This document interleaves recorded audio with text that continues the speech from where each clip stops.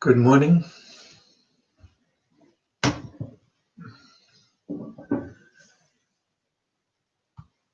So this is Vimala Thakar's book, Voyage into Oneself. It's the second talk, and I started yesterday with this talk, and I'm going to continue now. It's an in-depth exploration of the human condition. It's okay, she says. One has to find out what freedom is. One has to find out what freedom is. This inquiry into what the truth is, what God is or what life is, does not begin with you and me. There have been thousands and millions perhaps who have asked these questions to themselves. But even in that inquiry, man carried the mind with him, and it became another egocentric activity on a very subtle level. So new theories of metaphysics and a transcendental world, descriptions and definitions of God and all that stuff was brought into existence. Everything is chalked out there too. As you have patterns of behavior in the physical and the psychological, religions and spiritual sects created patterns for the world beyond mind. The mind turns from one to the other, and the ambition of acquisition, possession, and ownership dominates the so-called spiritual world too. We are not free to move. We're only reacting there too.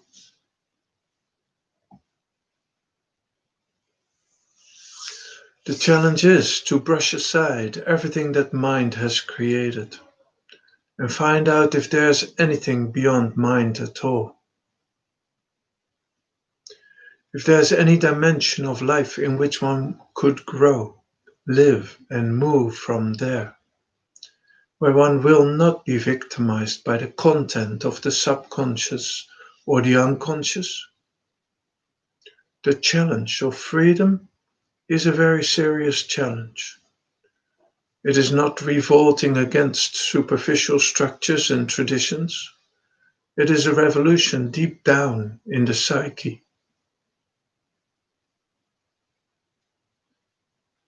The time of making adjustments and compromises has passed long ago. Now is the time of brushing aside the psychological structure and venturing to find out if there is anything beyond it. A fundamental psychological revolution in the psyche is the challenge for all of us, nothing less. So discovery of freedom will need courage. Only humility has true courage. One needs the courage of saying that I really don't know what life is, that I'm not going to borrow any theories or any conclusions from anyone, living or dead. I may read books, I may attend talks, but I will not borrow conclusions or theories from anyone. I will have the humility to find out for myself. The beginning of freedom lies in having the humility to say that one does not know. I do not know anything about life. It takes courage to enter the silence of mind. The temptation to use the mind, the temptation to acquire new experiences through the mind is so strong. That has always been the content of life. There is no harm in using the mind with its own limitations, but one cannot find out the content of life through the mind. This is a very unpleasant truth. Man has been defined as a rational animal. He has given tremendous importance to his cerebral activity. Everything done through the brain and the mind has been glorified. The world which lies beyond the brain and the mind remains a utopia for most of us.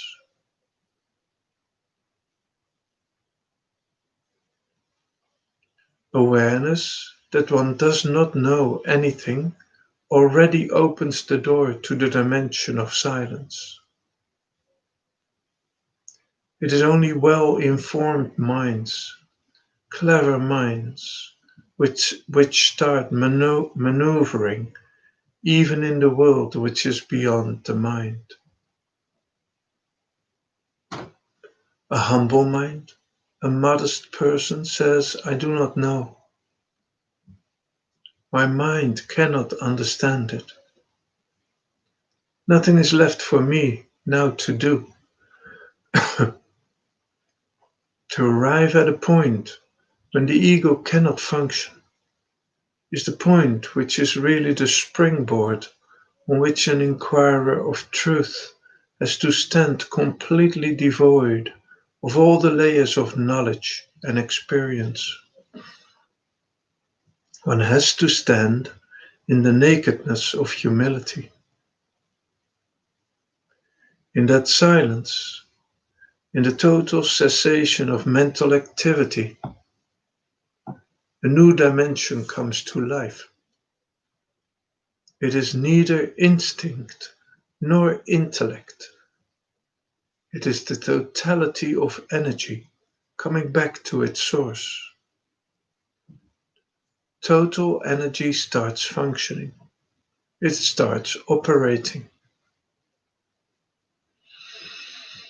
We are apt to feel that in the silence of mind there is only negation of action, that there is only emptiness or the void. That is how we often feel. People would like to know what will happen. We would like to know, with the help of the mind, what is going to happen after the mind has ceased to function. This is a very big trap. Let me tell you very plainly that in the realm of silence, experiencing has no scope. Obtaining experiences has no scope in that realm. There is no self or the me to create a rigid center from which he goes with a motive in one direction, finds out something and brings it back to the center. These motivations do not exist. The center does not exist. This is an awareness without a center. It is a consciousness without any rigid entity trying to control the frontiers.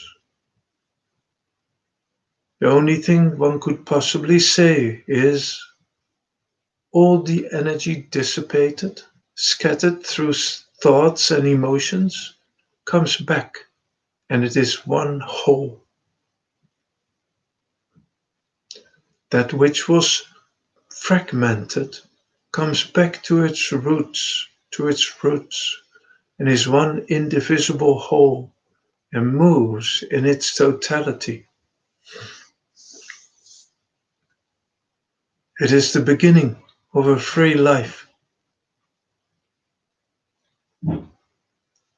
Then if I look at a person, I recognize the color, but the mind emotionally does not react to it. I understand the words, the motive behind the words, but I do not emotionally react to it. I listen to the words, relate them to the totality of that other person's life. I see it in its total context and do what is needed.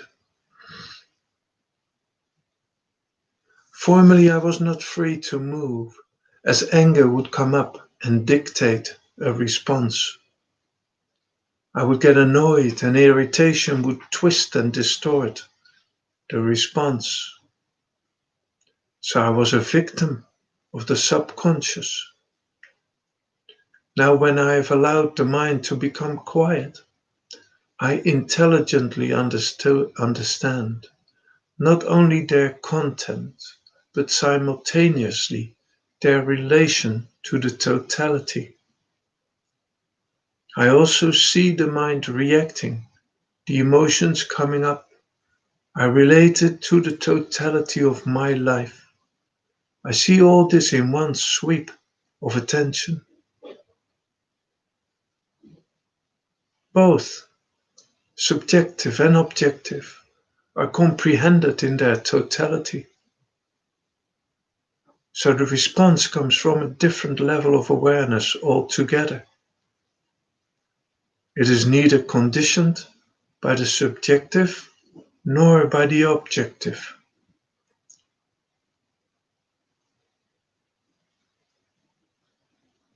Thus, a response comes up from a different dimension of consciousness altogether than the image of my husband or my wife that my mind has constructed through various experiences it has had does not dictate the response. What we call freedom or liberation is really liberation from the content of our own minds. What is called freedom is freedom of the frontiers of our own consciousness. That one can live in the silence of psyche. Then one can live in the silence of the psyche and move in freedom.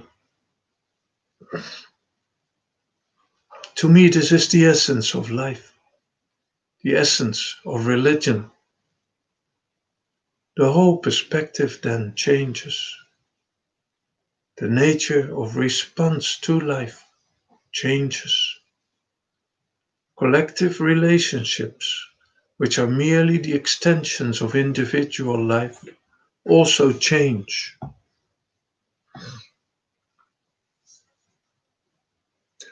It is not easy to talk about truth and freedom through words. One is aware of the limitations of this verbal communication. I have been trying to draw your attention to the fact that man has yet to learn how to live. He has yet to grow into maturity.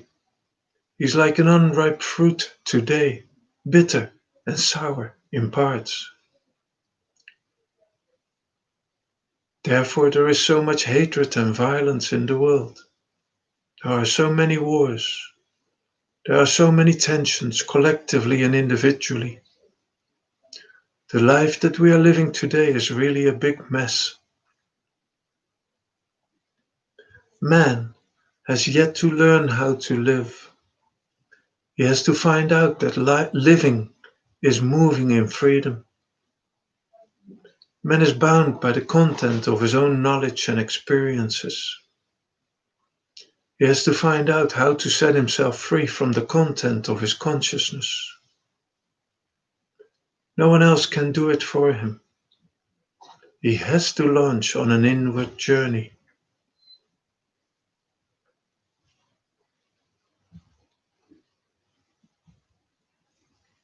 Gonna read that again. Man has yet to learn how to live. He has to find out that living is moving in freedom. Man is bound by the content of his own knowledge and experiences. He has to find out how to set himself free from the content of his own consciousness. No one else can do it for him. He has to launch on an inward journey.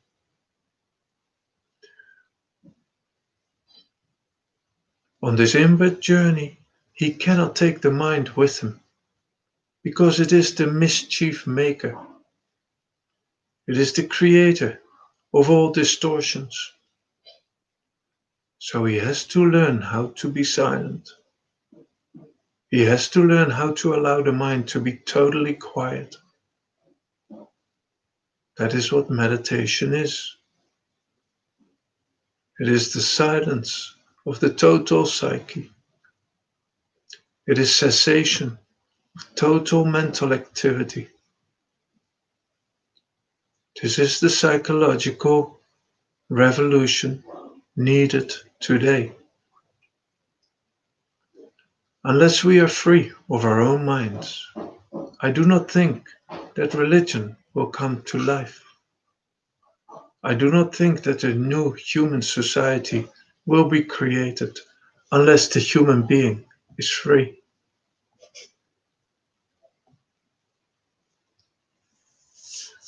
I'm very thankful to the persons who have given us this place and have organized this meeting. I'm also very thankful to all of you who have been kind enough to come and listen to an ordinary person who does not claim to be a yogi or a sannyasi, who has no claims to any scholarship or erudition, one who feels concerned about the state of affairs in which we are living today, one who feels who wants one who feels it as a challenge which must be faced by every individual.